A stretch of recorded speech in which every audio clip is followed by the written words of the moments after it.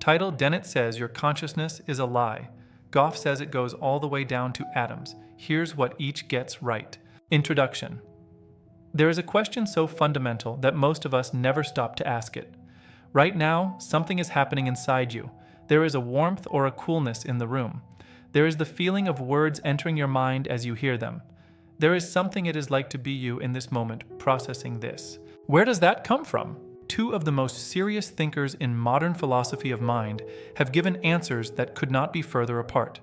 Daniel Dennett, who spent more than 5 decades at the cutting edge of the philosophy of consciousness, argued that the inner richness you think you are experiencing is, in a very precise sense, a fiction. Your brain generates it the way a computer generates icons on a screen. Useful, functional, completely misleading about what is actually happening underneath. Philip Goff, a philosopher at Durham University, argues the opposite. He says consciousness is not generated at all. It is a fundamental feature of reality itself, present not just in you, but in every particle of matter in the universe. One says consciousness is an illusion. The other says it goes all the way down. Today, we are going to put both arguments in their strongest possible form, because both deserve that, and then we are going to sit honestly with what neither of them has fully answered. Perspective 1. Dennett's case. Consciousness is a user illusion. Daniel Dennett spent his career doing something that made many of his colleagues deeply uncomfortable. He kept insisting that the emperor had no clothes. His 1991 book, Consciousness Explained, opened with a challenge to what he called the Cartesian theater, the widespread intuition that somewhere inside your brain there is a central place where all your perceptions and thoughts arrive and get experienced. Descartes had imagined the mind as something separate from the body, watching the brain's outputs like an audience watching a stage. Dennett argued this picture was not just philosophically wrong, it was incoherent. Instead, he proposed what he called the multiple drafts model. At any given moment, your brain runs many parallel processing streams simultaneously.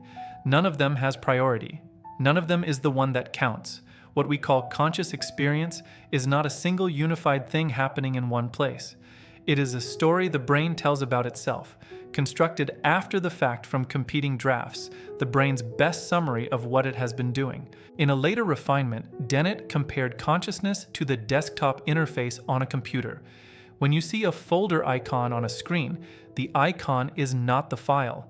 It is a simplified representation designed to let you interact with underlying processes you could never navigate directly. Your brain, Dennett argued, does something analogous. The felt richness of experience, the redness of red, the sting of pain, the sense of being a self, these are the icons. They are the user illusion. Functional, evolutionarily useful, and not at all accurate about the complexity beneath them.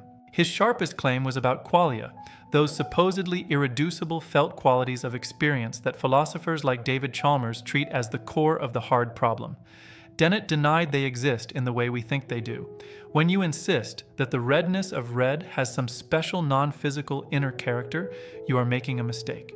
You are confusing the brain's self-representation for something over and above the physical processing generating it.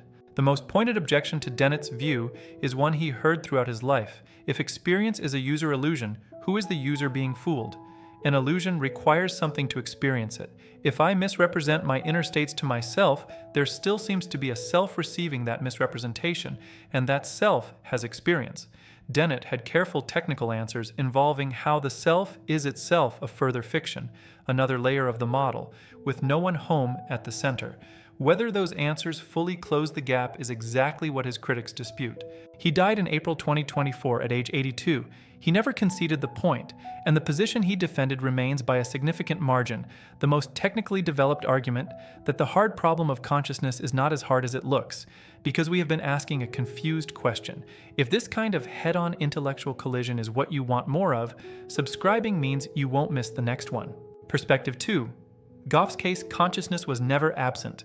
Philip Goff starts his argument not with the brain but with Galileo Galilei, and that choice is deliberate. In the 17th century, Galileo established the foundations of modern quantitative science. He did something methodologically brilliant and, Goff argues, philosophically catastrophic at the same time. He decided that science would study only the measurable mathematical properties of the physical world, its quantities, its structures, its causal relationships, and would set aside entirely the qualitative, the colors, tastes, smells, and felt textures of things. Those, Galileo said, exist only in the minds of observers, not in the objects themselves.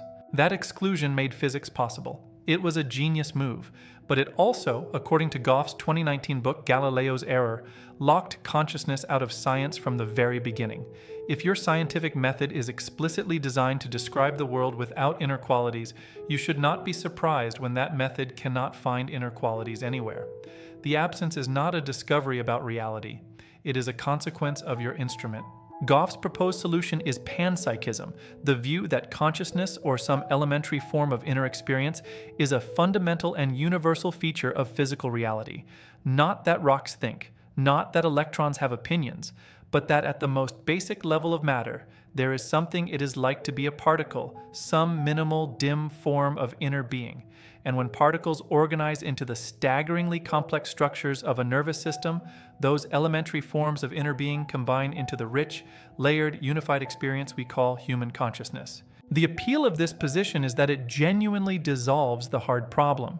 Dennett dismisses the hard problem as a confused question. Goff takes it seriously as the most important question science has ever faced and says the answer is that consciousness was never absent from the physical world. There is no generation problem. There is no gap to cross from matter to mind. They were always the same kind of thing. The most significant challenge to panpsychism is what philosophers call the combination problem.